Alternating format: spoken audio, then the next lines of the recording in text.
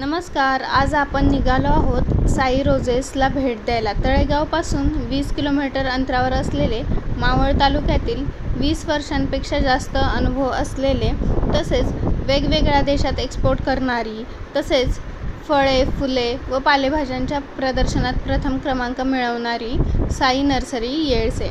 हा आहे grafting area. यामध्ये पहिल्यांदा गुलाबाच्या कांड्या स्वच्छ हायजीन केल्या जातात व नंतर समान आकाराच्या रूट स्टॉकला तिरका छाट देऊन सिलिकॉन ट्यूबच्या साहाय्याने त्याला जॉईंट करतात. त्यानंतर ह्युमिडिटी मेंटेन करण्यासाठी फॉगिंग सिस्टीम वापरली जाते.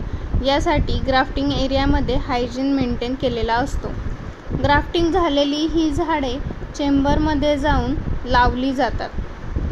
ह्युमिडिटी मेंटेनसाठी चेंबरमध्ये ऑटोमायझेशन सुविधा उपलब्ध आहे.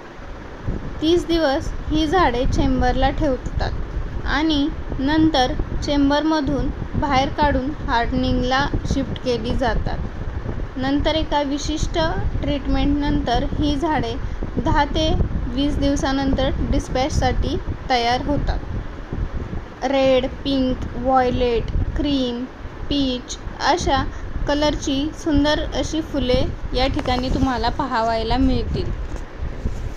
या नर्सरीचे वैशिष्ट्य म्हणजे हे स्वतः फुलांसाठी लागणारे इको फ्रेंडली कागदापासून कप बनवतात ज्यात रोपं लावली जातात आणि यामध्ये गांडूळ खत आणि कोपीट तसेच विद्राव्य खत मिसळले जाते. यासाठी लागणारे गांडूळ खत श्री नवनाथ ठाकर व सौ पूजा ठाकर हे हा प्रकल्प सांभाळतात. तर मग एवढ्या छान सुंदर मनमोहक फुलांच्या रोपवाटिकेला भेट द्यायला तुम्ही कधी जाताय कमेंट करून नक्की सांगा.